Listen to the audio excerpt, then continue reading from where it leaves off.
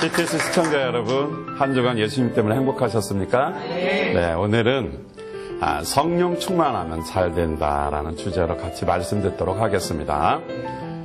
성령님은 하나님의 영이십니다. 하나님의 영이신 성령님만이 우리를 진리 가운데로 인도하시고 또 그 진리를 정확하게 가르치시고 또 우리의 삶을 구체적으로 어떻게 살 것인가를 가르쳐 주십니다.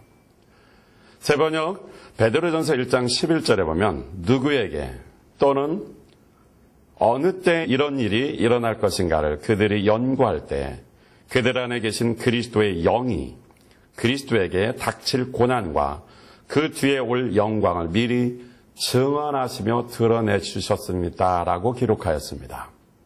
이 말씀은 무슨 말씀이냐면 성경에 기록된 것을 베드로전서에서 말하는데 구약 성경을 말하는 것입니다. 구약의 선지자들에게도 예수님의 오심에 대해서 연구하고 묵상할 때에 그리스도의 영이신 성령께서 구약시대에도 그들과 함께 하셔서 장차 예수님이 오셔서 일어나실 일과 또 예수님 오셔서 어떻게 행하실 것인가 미리 진리를 구약시대에도 성령님 오셔서 선지자들에게 가르쳐 주셨다라는 것입니다. 그래서 그것을 미리 그들이 연구하면서 성령님을 통해서 깨닫고 배우고 그 말씀을 증언했다라는 사실입니다. 할렐루야. 이렇게 구약의 선지자들도 진리로 가르치고 그들이 해야 할 일과 삶을 인도하신 성령께서 바로 우리를 진리 가운데로 가르치시고 우리도 삶을 구체적으로 성령께서 인도해 주셔서 잘 되는 복을 주신다라는 말씀입니다. 그래서 예수님은 제자들에게 이 세상을 떠날 시간을 얼마 남겨놓지 않으시고 성령 받으라고 말씀하셨습니다. 제자들의 인격이 변화되고 지상 명령을 수행하기 위해서는 성령님이 오셔서 그들에게 권능을 주시고 또 내적으로 함께 하셔야만 감당할 수 있었기 때문인 것입니다.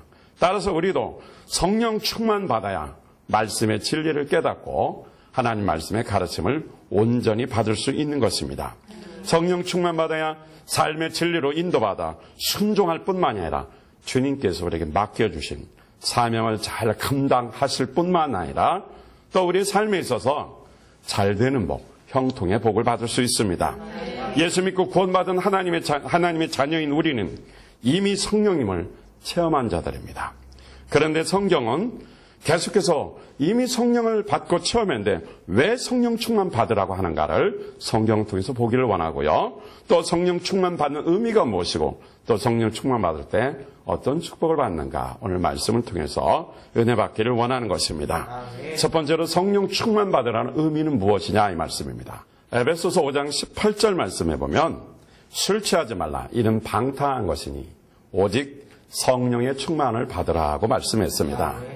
사도 바울이 술 취하지 말고 성령 충만 받으라고 한 이유가 있습니다. 술 취하지 말고 성령 충만을 받으라고 하는데 특히 술 취하지 말라는 말씀을 쓴 이유가 있어요. 그 당시 시대적 배경을 보면 좀 이해를 할 수 있습니다. 핸드릭슨이라는 신학자에 의하면 당시 헬라 세계 이방인들은 감정적인 기쁨을 충만하게 얻기 위해서 또 자기의 마음속의 슬픔과 근심에서 해방되기 위해서 그들은 어떤 신들과 깊은 교제를 나누면서 신비한 지식을 얻기 위해서 술에 취했다고 합니다. 당시 헬라 세계에는 술의 신이 있었습니다. 디오니소스라는 이 신이 있었는데 바커스라는 그 제사가 행해졌을 때에 그들은 현란한 춤과 노래와 음주와 그 환락이 거기에 그 동반되었어요. 그래서 제2의 제사가 이게 절정을 이루면서 사람들은 마치 마약 먹은 환자처럼 황홀경에 빠져 들어가곤 했다고 합니다. 이런 사회적, 종교적 배경에 매우 익숙해져 있는 에베소 교인들에게 바울은 진정으로 하나님과 교제하고 또 영혼의 그 평안을 얻고 기쁨을 얻는 길은 술 취함이 아니라 성령 충만함이라고 가르쳤던 것입니다. 그러니까 세상에서 술 취해서 황홀경에 빠지는 것은 잠시 잠깐의 스트레스를 풀고 기쁨을 얻을 수 있는 것 같지만 그것은 오히려 환락에 빠져서 죄악으로 멸망당할 수밖에 없다라는 것입니다.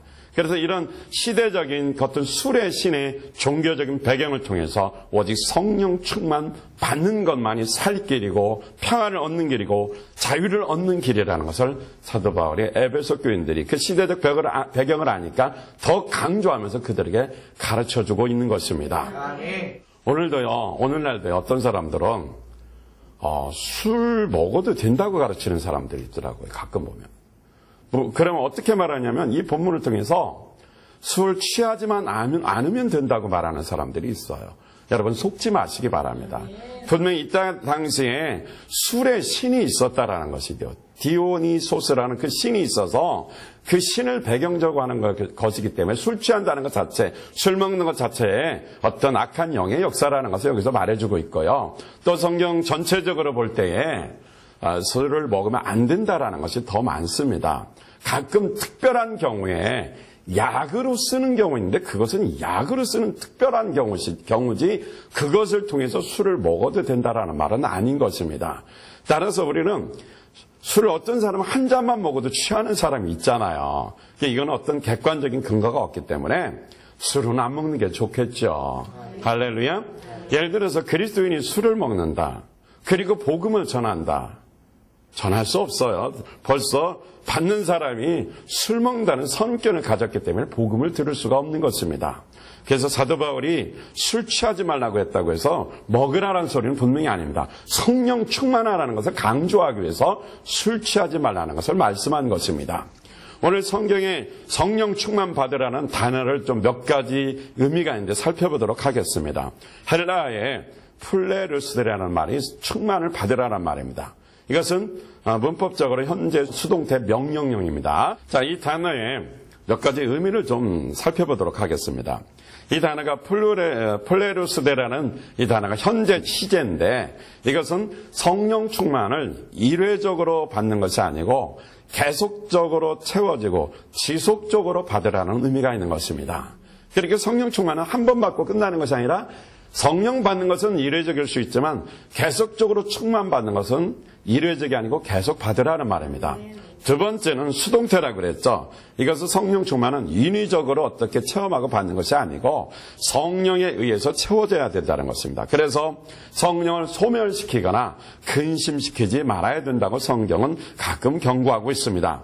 세 번째로 이 단어는 명령형입니다. 그러니까 수동적으로 기다려야 하는 것이 아니라 능동적인 책임이 있다라는 것입니다. 이 말씀 무슨 말이냐면 성령 충만 받게 돼 의지적으로 사모함이 있어야 된다는 말이 되겠죠. 그러니까 성령 충만을 내가 받으려고 의지가 있어야 되지 성령 충만 받을 생각을 하지 않으면 성령님은 지정의가 있는 인격적이시기 때문에 그 사람의 인격이 사모할 때 그 안에 충만하게 역사하시고 지배하시지 내가 거부하면 성령님은 역사할 수 없는 것입니다. 또한 네 번째는 복수형입니다. 그렇기 때문에 성령 충만은 누구 한 사람에게만 제한적으로 임하는 것이 아니라는 것입니다. 모든 그리스도인이 사모하고 성령 충만을 원할 때 누구에게나 성령 충만함이 임할 수 있다 이 말씀입니다.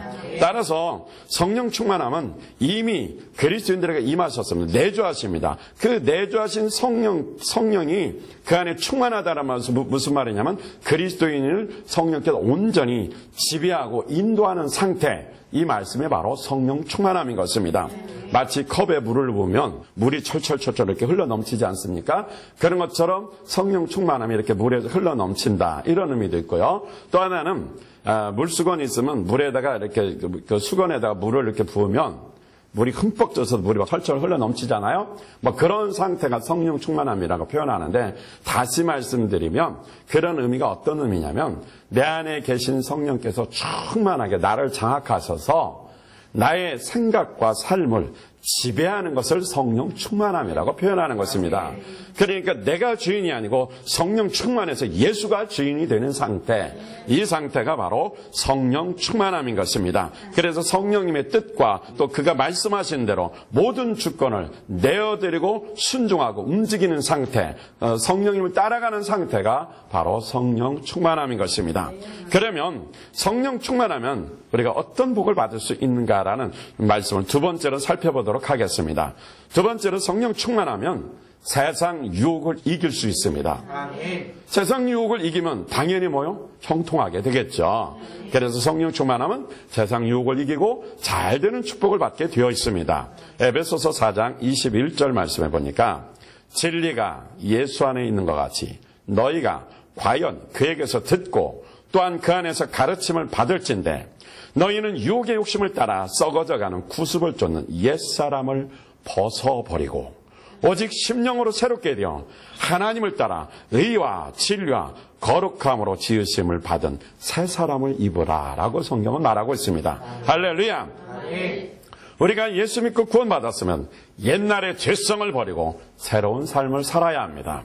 세상의 유혹의 욕심, 구습, 죄악 속에서 살던 옛 습관을 벗어버리고 마음이 새롭게 변화되어 깨끗하게 살아야 되는 것입니다. 예수 안에서 새 사람이 되었으니 이제 삶도 어떻게 해요? 새롭게 되어야 되는 것은 당연한 것 아닙니까?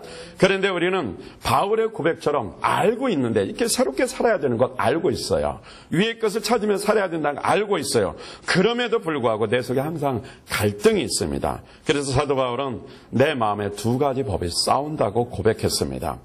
로마서 7장 23절에 보니까 내 지체 속에서 다른 법이 내 마음의 법과 싸워 내 지체 속에 있는 죄의 법 아래로 나를 사로잡아 오는 것을 보는도다. 7장 24절 오라 나는 곤고한 사람이로다. 이 사망의 몸에서 누가 나를 건져내랴. 할렐루야. 마음속에서 선한 법, 악한 법 두 가지가 항상 싸우고 있다는 것입니다. 하나님 말씀대로 살아야 되겠다라는 그 법과 또 하나는 내 육신의 욕망대로 옛 구습을 쫓아 살아야 된다는 그런 하나의 죄의 법이 도사리고 있다 이 말씀이죠.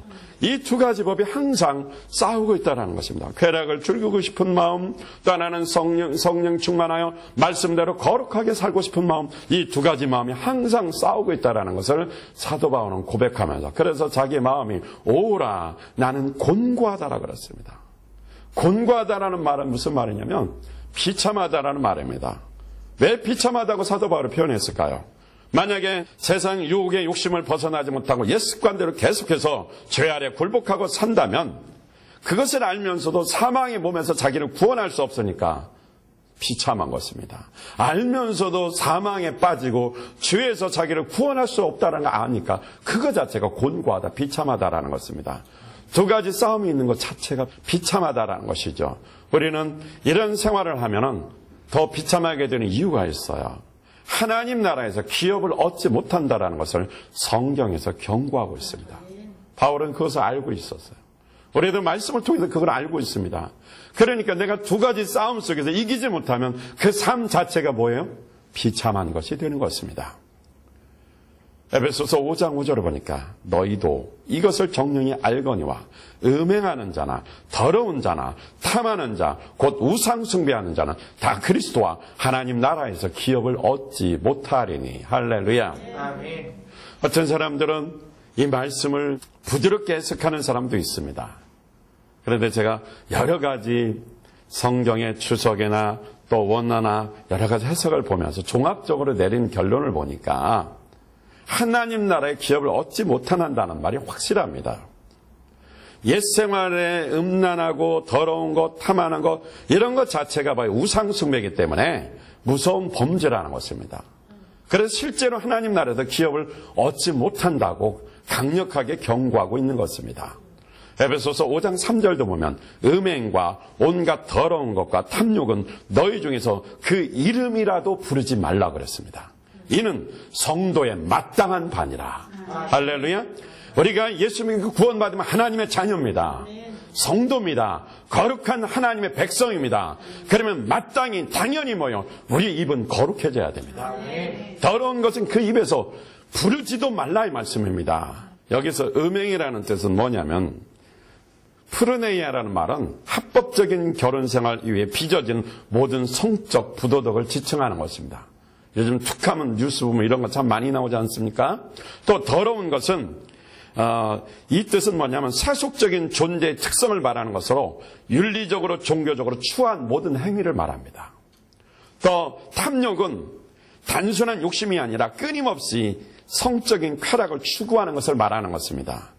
종합해서 말씀드리면, 정리한다면 3절에서는 음행과 더러운 것과 탐욕은 성적인 범죄를 취급하고 있고요. 5절에서는 음행하는 자, 더러운 자, 탐하는 자는 사람에게 적용해서 한마디로 우상숭배자로 말하고 있습니다. 결국은 앞에서 언급했듯이 우상숭배는 성적인 타락을 가져오게 되는 것입니다. 그러니까 술 취하지 말라, 오직 성령 충만을 받으라고 말씀했습니다. 술의 신이 있어요. 그러니까 뭐요? 그 안에서 우상숭배하고 또 우상을 찬양하고 거기서 환락에 빠지다 보니까 결국 우상숭배 자체가 뭐요? 이런 타락의 나락으로 빠지게 된다는 것을 시대적인 배경을 통해서 보여주고, 그 당시 에베소 교인들은 그것을 목격하고 알고 있었던 것입니다. 그렇기 때문에 우상숭배에 빠지면 당연히 뭐요? 성적 타락을 가져오게 된다는 것입니다. 우상숭배는 뭡니까? 하나님의 자리에 하나님이 주인 되어야 되고, 하나님이 있어야 할 자리에 다른 대상이 거기에 주인 되어 있고, 그래서 그 하나님 자리에 다른 대상이 자리 잡고 있는 그것을 숭배하는 것이 바로 우상숭배인 것입니다. 사람의 마음속에 잘못된 욕구를 마음속 깊숙이 두는 것이 바로 탐심인데, 거기에서 사람이 바로 사람 속에서 음욕을 비롯해 명예욕, 물욕을 탐하며 이런 것들을 수없이 추구하면서 살게 되는 것입니다. 이런 것이 바로 뭐예요? 우상숭배인 것입니다. 여기서 그래서 바울은 음행하는 자, 더러운 자, 탐하는 자, 즉 우상숭배하는 사람들은 하나님 나라에서 기업을 얻지 못한다고 아주 단정적으로 선포했습니다. 여기서 얻지 못한다는 표현은 뭐냐면, 불변하는 진리로 확정된 사실을 나타내는 말로서 우상숭배의 죄를 엄격하게 경계하면서 강력하게 교훈하고 있는 말씀입니다. 특히 기업을 얻지 못한다라는 표현은 최후의 심판 자리에서 영원한 정죄를 받아 지옥에 간다라는 말씀입니다. 하나님 나라의 기업을 얻지 못한다는, 우리가 부드럽게 풀 수가 없어요. 이 말씀을 있는 그대로 보니까 결국은 최후의 심판 때 멸망인 것입니다. 고린도전서 6장 9절에 보니까 불의한 자가 하나님 나라를 유업으로 받지 못할 줄을 알지 못하느냐? 미혹을 받지 말라. 음란하는 자나 우상 숭배하는 자나 간음하는 자나 탐색하는 자나 남색하는 자나, 남색은 동성연애입니다. 도적이나 탐하는 자나 술 취하는 자나 후욕하는 자, 꾸짖고 욕설하는 자, 토색하는 자는 하나님 나라를 유업으로 받지 못하리라고 말했습니다. 할렐루야. 바울은 이런 부도덕한 행위나 말을 하는 사람은 그리스도와 하나님 나라에서 기업을 얻을 수 없다고 아주 확정적으로 말하면서, 그래서 하나님의 자녀, 예수 믿고 구원받은 자는 어떻게? 성령 충만하여 철저히 어떻게 살아야 된다? 거룩하게 살아야 된다는 것입니다. 오늘날 동성연애가 합법적인 결혼으로 인정되는 곳도 있습니다. 그런 나라도 있고, 우리나라도 그런 운동이 자꾸 나오고 있고, 그런 드라마도 영화도 자꾸 나오고 있습니다. 그러나 성경은 보니까 동성연애는 하나님 나라를 기업을 얻지 못한다고 그랬어요. 분명히 지옥 간다고 말하고 있습니다. 하나님 나라에서 남색하는 자는 하나님 나라에 들어갈 수 없다라는 것입니다. 동성연애하는 사람들이 교회를 세우고 거기서 예배드리고 기도하고 찬양, 그게 웃기는 일입니다. 자기들끼리 그냥 충만하고 자기들끼리 예배하는 것을 하나님은 거기 쳐다보지도 않습니다. 요즘 인본주의가 들어오고 세상 문화가 들어오다 보니까, 세속에 들어오다 보니까 자꾸 그것을 인정하려고 하는 것을 볼 수 있습니다. 세상적으로는 윤리적으로 도덕적인 그런 개념이 무너지면서 사람들을 이해하는 입장만 생각합니다. 제가 얼마 전에 우연히 인터넷에 이렇게 뒤지다가 영화를 하나 봤어요. 장애인의 입장에서 장애인을 이렇게 격려하고 돕는 일을 합니다. 근데 그 장애인도 성적 충동이 있다라는 것을 보여주는 영화인데, 근데 그 자체는 어떻게 보면 굉장히 그 사람들을 이해하고 섬기는 것 같고 도와주는 것 같아. 하나님 말씀에서 보면 죄거든요. 하나님 말씀에 입각해서 보면 그런 욕망이 있다는 것 자체는 이해가 안 돼. 그것을 해결해 주는 데 있어서 어떤 사람들이 역할을 하는데, 그 남편이 있는 여자예요. 그러니까 막 사람들이 좋다고 칭찬하고 참 장애인을 위하는 이런 것들이 참 훌륭하다고 막 이렇게 좋은 글을 써놨는데, 저는 하나님 말씀을 볼 때는 이건 아니다 싶더라고요. 요즘 세상이 사람들이 99% 옳다고 할지라도 하나님 말씀이 아니라고 하면 아닌 것입니다. 분명히 말합니다. 이런 우상 숭배를 통한 성적인 타락이 오는데 이런 욕구들을 인해서 회개하지 않으면 비참한 신세가 되죠. 최고의 심판 때 어디 가게 됩니까? 지옥 가게 되는 것입니다. 아무리 빠져나갈 수가 없는 것입니다. 불의한 일을 행하니까 천국에서 자동적으로 제외될 수밖에 없습니다. 우리가 예수 믿고 연약해서 실족할 수 있습니다. 두 가지 마음의 법이 우리 속에서 움직일 수 있습니다. 그러나 우리 마음속에서 철저히 그 죄를 인정하고 회개하고 날마다 새로워질 때는 우리에게는 기회가 있는 것이고 또 성령님이 나를 지배해 주시니까 이길 수 있도록 도와주시는 것입니다. 약할 때마다 예수 그리스도의 피를 움켜쥐고 피를 의지하고 회개하는 자가 되시길 바라겠습니다. 날마다 그래서 성령 충만해야 됩니다. 어제까지 성령 충만하고 오늘 충만하지 않으면 우리는 연약하기 때문에 순간에 넘어질 수 있습니다.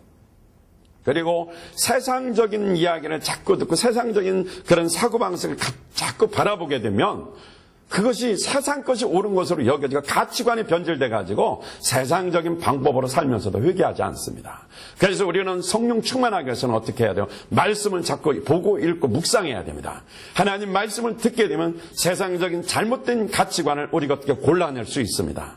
잘못된 것은 알고 회개하고 철저히 회개함으로 내가 부족하니까 거룩하게 살도록 도와달라고 성령님께 요청할 수 있는 것입니다.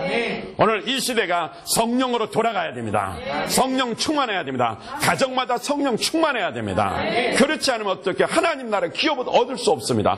행복한 가정이 되기를 원하십니까? 성령 충만 받으시길 바랍니다. 세상의 가치관에서 해방되어 말씀의 가치관으로 돌아와야 됩니다. 뉴스를 틀고 또 뉴스를 보고 신문을 보면 우리의 가치관에 혼란만 옵니다. 좋은 일을 한다고 하지만 그것은 하나님 말씀에 의해서 좋은 일을 해야 됩니다. 성경이 말하는 그 가치관에 의해서 좋은 일을 해야 됩니다. 인간적인 방법으로 아무리 잘해줘 봐야 하나님 나라에서 기업을 얻을 수 없다라는 것입니다. 술 취하지 말고 우상 숭배하지 말고 세상의 육신의 정욕, 안목의 정욕, 이생의 자랑에 빠지지 말고 성령 충만받아 성령의 다스림 받아 말씀대로 사는 것이 성령 충만인데 이런 성령 충만함을 살 때에 영적으로 평안할 뿐만이 아니라 우리의 삶에 있어서 하나님이 형통하도록 축복해 주시는 것입니다. 아멘. 오늘 말씀이 갈라디아서도 보니까 내가 너에게 이르노니 성령을 쫓아 행하라 그랬습니다. 그러면 육체의 욕심을 이루지 아니한다고 그랬습니다. 여기서 성령을 쫓아 행하라는 의미는 성령 안에서 걸어다녀라 이 말씀입니다. 저와 여러분 우리 모두 이 안에 성령 안에서 걸어다니시기를 주의 이름으로 축원드립니다. 아멘. 자, 새학기 시작되고 봄이 왔습니다. 그러면 사람들은 기분 전환을 합니다. 우리의 기분 전환, 성령 안에서 성령님과 더불어서 함께 걸어다니셔서 성령 충만한 축복을 누리시기를 주의 이름으로 축원드립니다. 성령 충만하면 기도 응답이 있습니다. 성령 충만하면 능력이 나타납니다. 성령 충만하면 문제 해결 받습니다. 성령 충만하면 가정이 행복하게 됩니다. 성령 충만하면 이 땅에 부흥이 오게 되는 것입니다. 우리가 성령 충만하면 이 나라도 안전하고 평안하고 하나님 나라가 분명히 임하게 되는 것입니다. 오늘 성령 충만하여 주의 능력 받고 주님이 주신 축복을 드리는 사랑하는 시청자 여러분 되시길 주의 이름으로 축원드립니다. 할렐루야.